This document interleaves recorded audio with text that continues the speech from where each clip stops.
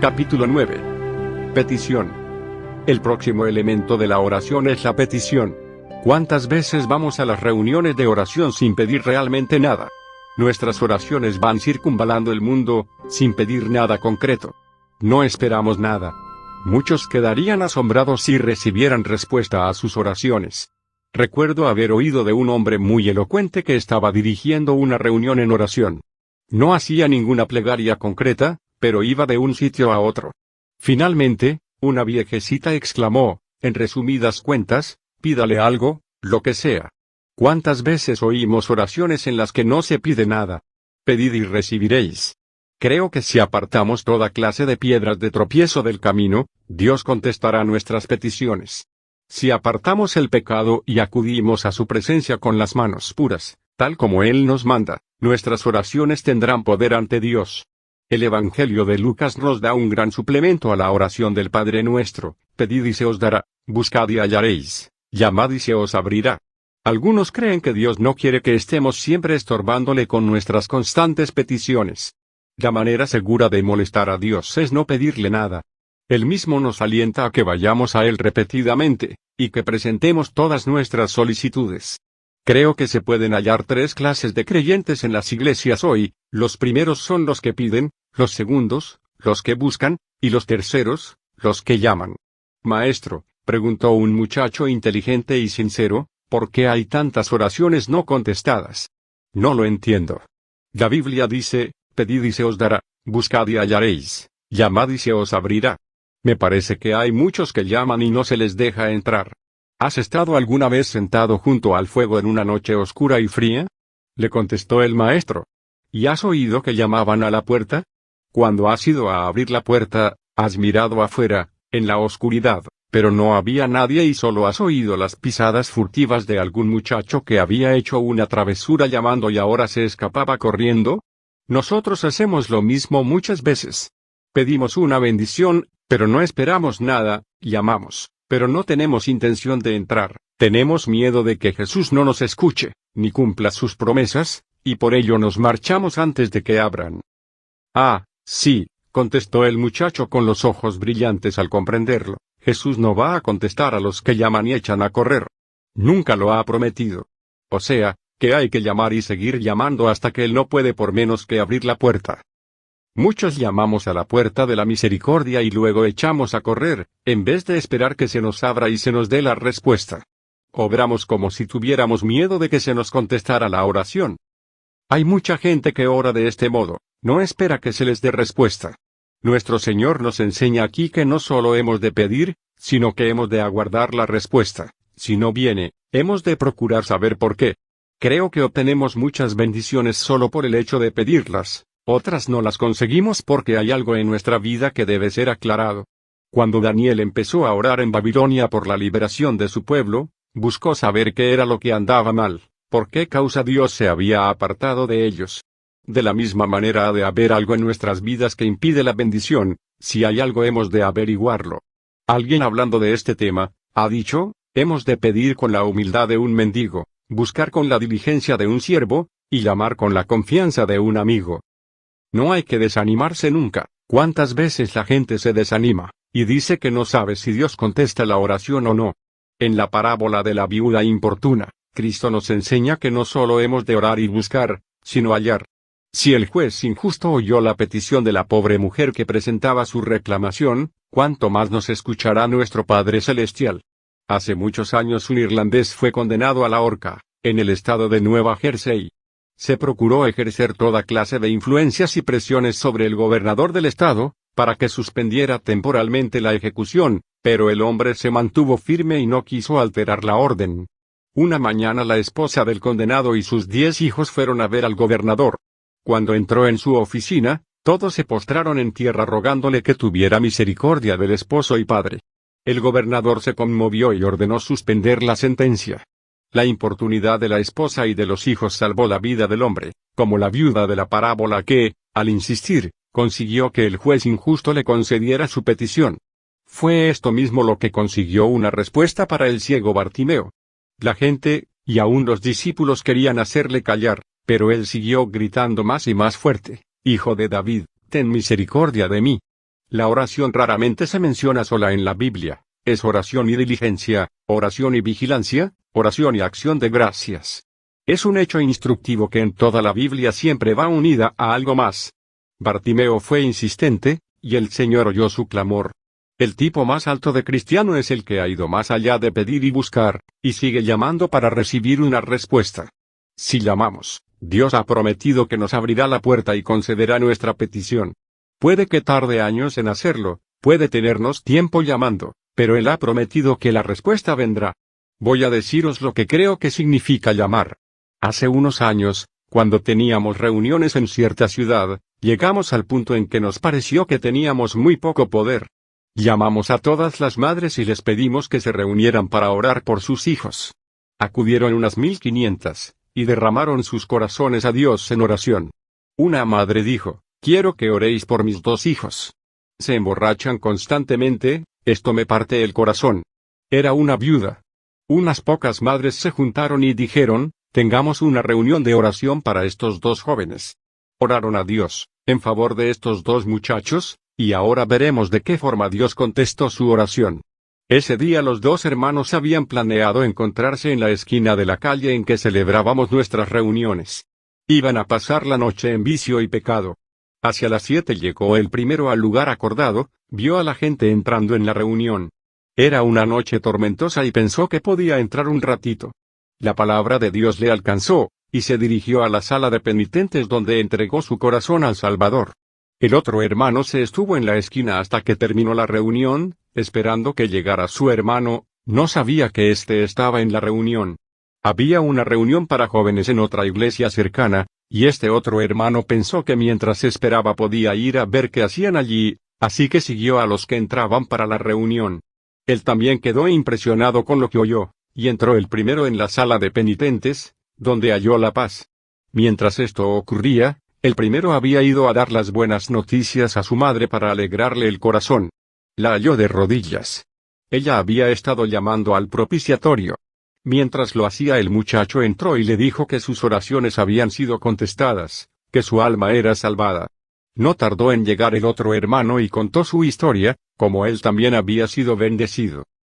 El siguiente lunes por la noche, el primero que se levantó en la reunión de recién convertidos fue uno de los muchachos, que contó la historia de su conversión. Cuando hubo acabado, se levantó el otro hermano y dijo, todo lo que él ha dicho es verdad y yo soy su hermano. El Señor nos ha bendecido de veras. Oí de una señora en Inglaterra cuyo marido no era convertido que decidió que oraría cada día, durante 12 meses, por la conversión del esposo. Cada día a las 12 iba a su cuarto sola y oraba a Dios. Su marido no le permitía hablar de este tema, así que solo podía hablar de ello a Dios. Esto puede ocurrir a otros, un amigo o una amiga que no quiere que se le mencione el tema de su conversión, siempre se puede orar a Dios. Pasaron los 12 meses y no hubo señal alguna de conversión. Resolvió orar 6 meses más, de modo que siguió orando cada día por la conversión de su marido. Pero transcurrieron los 6 meses sin respuesta. Entonces se preguntó si tenía que abandonar. No, se dijo. Oraré mientras tenga resuello. Aquel mismo día cuando el esposo llegó a casa para comer, en vez de entrar en el comedor como era costumbre suya, se fue directamente al dormitorio. Ella estuvo esperando largo rato, pero no bajaba.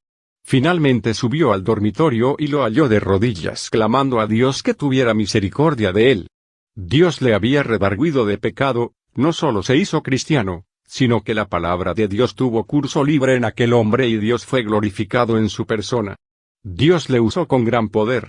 Esta fue la respuesta a la oración de la esposa cristiana. Llamó, y siguió llamando, hasta que recibió respuesta. No te desanimes, Dios es fiel. Oí algo, hace unos días que me animó en gran manera. Se había orado por un hombre durante 40 años, pero no había señal alguna de respuesta. Parecía que ya tenía el pie en la tumba uno de los hombres más pagados de sí mismos en toda la faz de la tierra. Una noche llegó la convicción de pecado. Por la mañana envió a buscar a los miembros de su familia y dijo a su hija, quiero que ores por mí.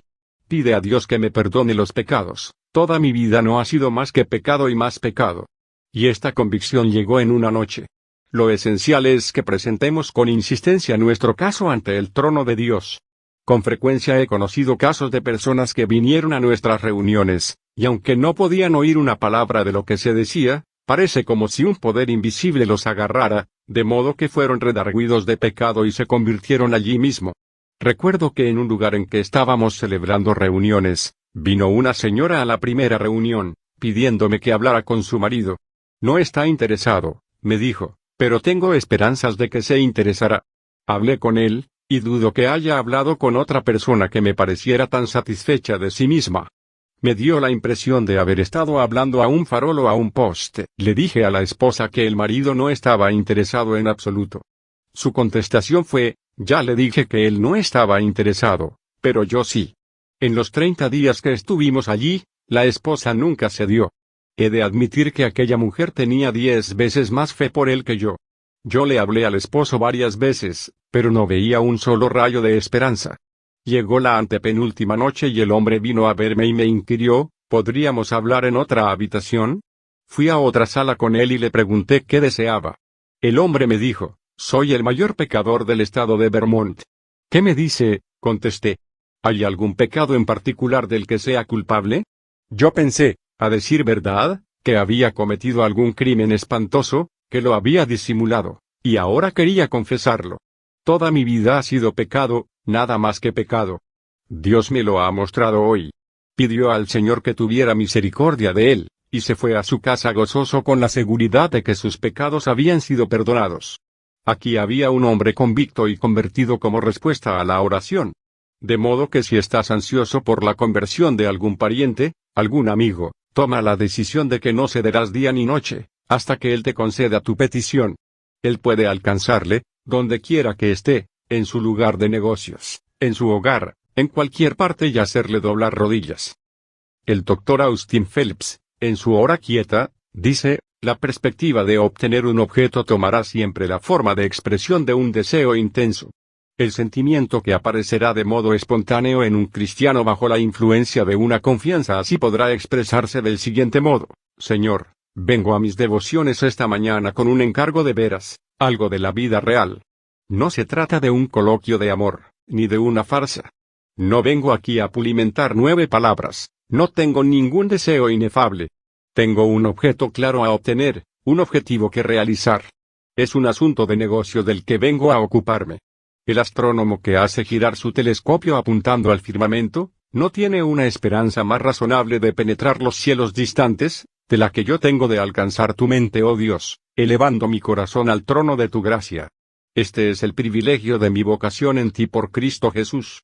Incluso mi voz insegura es ahora oída en el cielo, y es para poner en marcha allí un proceso, cuyos resultados solo tú puedes conocer, y solo la eternidad puede desarrollar.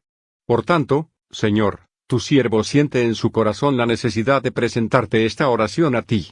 Jeremy Taylor dice, la facilidad en el deseo es un gran enemigo para el triunfo de la oración del hombre bueno.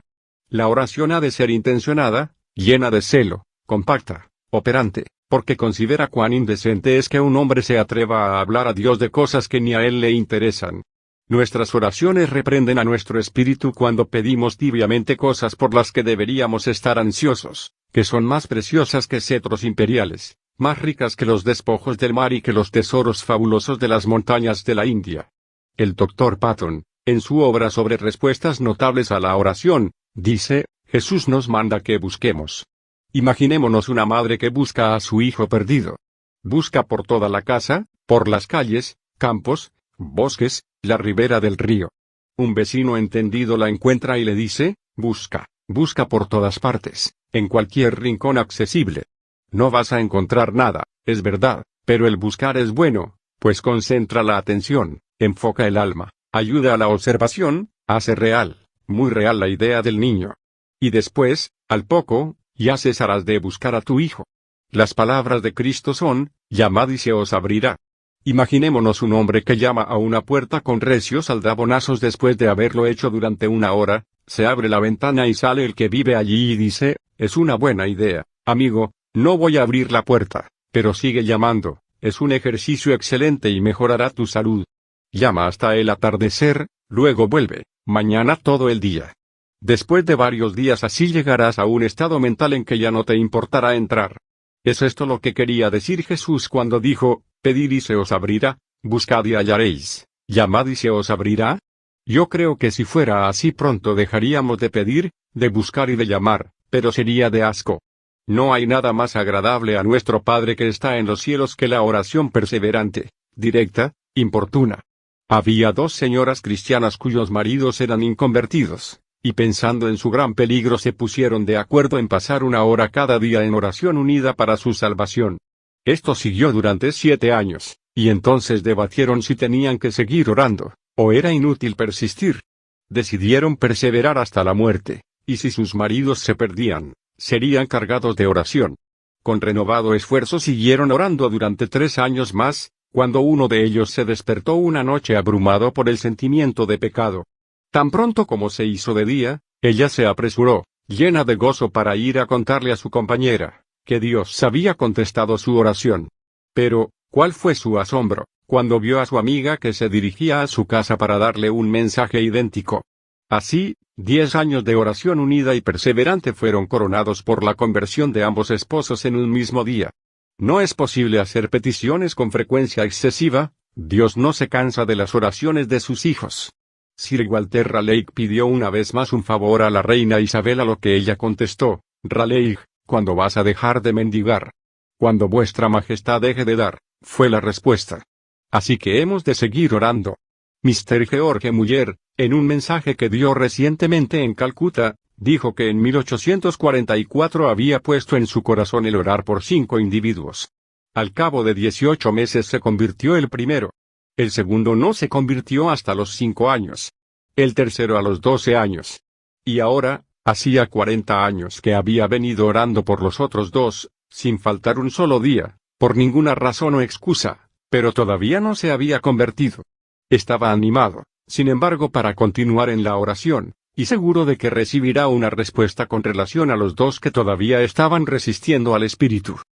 Viendo su rostro. Preciosa es la oración, dulce y sabrosa, inclinarse ante el trono de gracia y allí depositar todas las cargas. Obtener nuevo aliento en la carrera, vestirse la armadura de la fe, y depender tan solo del Señor. Cuando la carga abruma la conciencia, oír, suave, un murmullo de amor que aleja toda nube de temor, y nos indica la sangre de Cristo, cuán grato y tierno es el recordarnos que su justicia está envuelta en su gracia. Pero, el ver el rostro de Jesús. El verme libre de pecado y pena. Sentir mi rostro reclinado en su pecho, esto es más dulce aún, y mucho más. Toda felicidad aquí en la tierra es como nada comparada a esto. Amén.